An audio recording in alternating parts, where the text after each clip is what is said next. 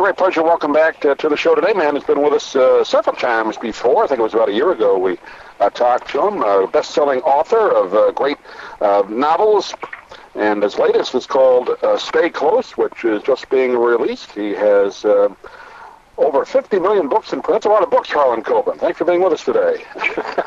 How's it going, Doug? You ever count them up? Yes.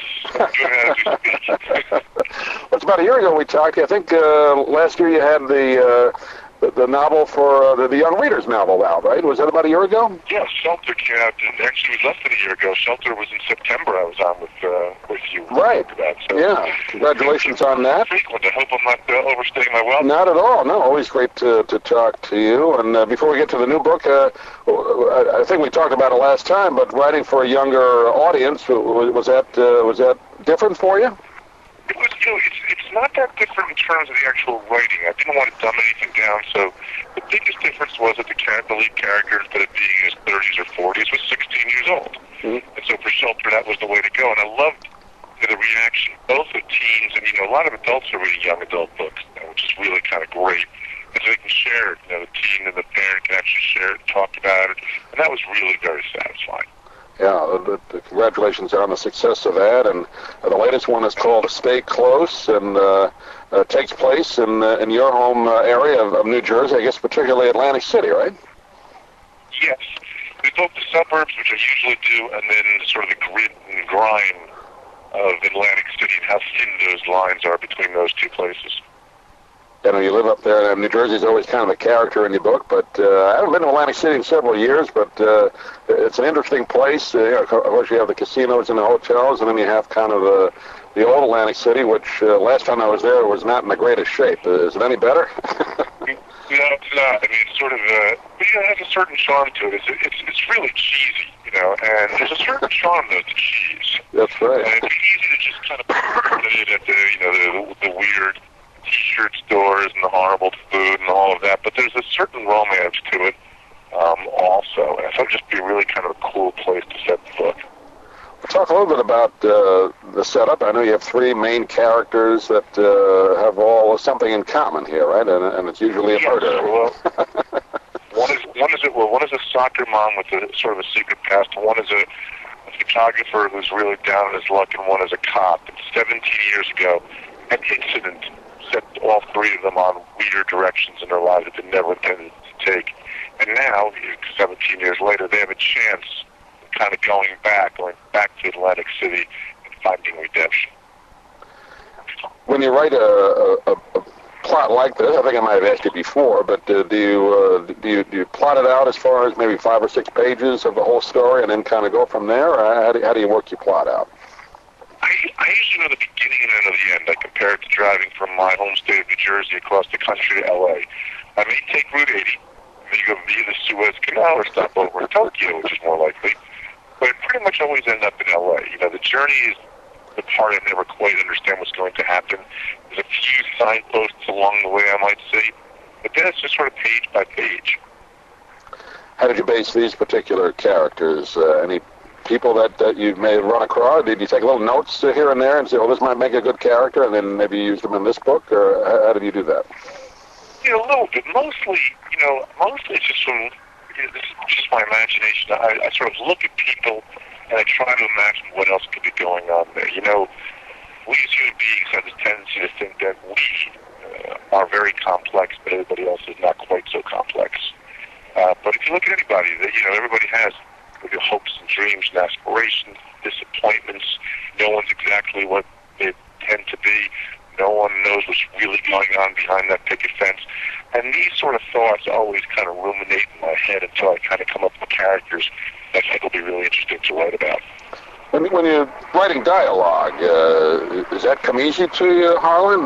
That's always a part of, obviously, novels, and particularly suspense novels. Nothing comes easy to me. Nothing, no. I know writing is hard anyway. Writing is hard. I always remember there's a great quote that's been attributed to everybody from Dorothy Parker to Oscar Madison. That's right. And that quote is, I don't like writing, I like having written. Right. I remember the episode where he said it. When it's a finished product. What's that? I remember the episode where Oscar said that. He was in his room. I think he was talking to Felix. Yeah, it's a great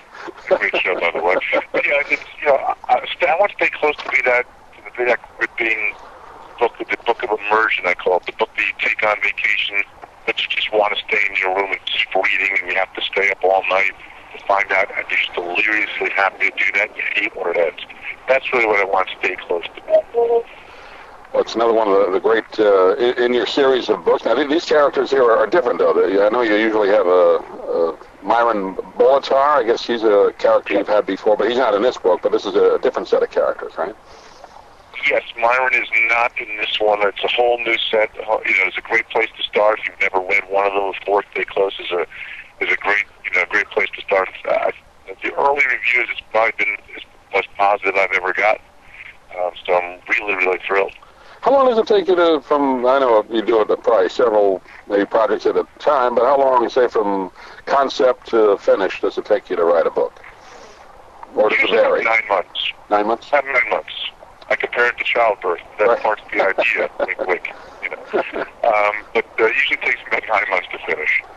Do you ever write with like a film in mind, or do you just strictly write as a written novel and then hope, you know, later on maybe to make a screenplay out of it? I never write with a film in mind, but I think thematically. Stay Close actually has already been, I'm working on a screenplay with the great Lawrence Kasdan, who is the writer and director who did Big Chill. He wrote Empire Strikes Back. He wrote Raiders of the Lost Ark. Oh, sure. He wrote and directed Body Heat. And he and I are already trying to adapt Stay Close, and then he would direct it. But when I'm writing, I don't think, ooh, this will make a good movie. That's death. If you, as a writer, the novelist, try to write that way, the book will come out horrible. Yeah, I guess writing written scenes for the reader is different than writing scenes to be seen. I mean, watched or on a screen. Right? It's actually very different. It's very different. And actually, as we're adapting, I'm already making changes so that it will work more as a movie. The books are much more interior, and that's the joy of them. I mean, you really get the thoughts of the characters, but you can't really tell that when you're watching a movie, so you have to express it in different ways. And you're writing for somebody's imagination, too. You want them to kind of fill in some of the blanks, I guess, too, right? Use their imagination. Exactly. Yeah. Well, exactly. I mean, one of the great joys for me when a book comes out like that, now finally it's a book.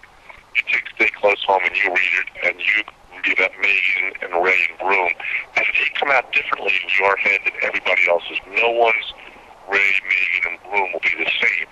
And that's still what really kind of drives me. That's still the exciting part about writing a book. Yeah, you may, by your description, maybe it reminds you of somebody that you know that fits in, and you guess you put that picture in your mind. So it's an interesting point. I never thought of it that way. That's great. Yeah. Well, the name of the book is called Stay Close, another one of the great, I'm sure will be best-selling books by Harlan Coben, who's joining us today. Harlan, they give out a website that people, again, can get a hold of the book or get a hold of you if they like. Yes, in fact, you get the first 42 pages for free if you want right now. Just try it out. It's HarlanCoben.com. I came up with this name on my own. That's pretty good. The Harlan Coben website would be called HarlanCoben.com. But if you go there, you can read for free the first 42 pages of Stay Close. Well, that's great, yeah. And always great to have you with us today, and we'll talk to you again in 9 months. How about that? Thank you. Great. Thanks, Harlan.